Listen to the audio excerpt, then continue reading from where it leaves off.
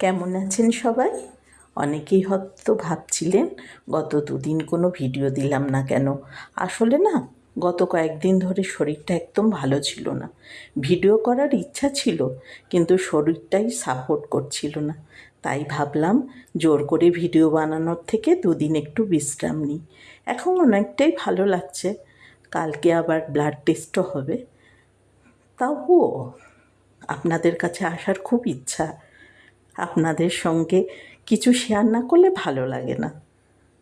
তাই আবার আপনাদের কাছে ফিরে এলাম। সত্যি বলছি, ভিডিও না বানালে আমারও খুব খারাপ লাগে, কারণ আপনাদের সঙ্গে এই ছোটো ছোটো মুহূর্তগুলো ভাগ করে নেওয়াটা এখন আমার রোজকার অভ্যাস হয়ে গেছে। যারা ইনবক্সে আর কমেন্টে খোঁজ নিয়েছেন, সবাইকে অনেক অনেক ধন্যবাদ।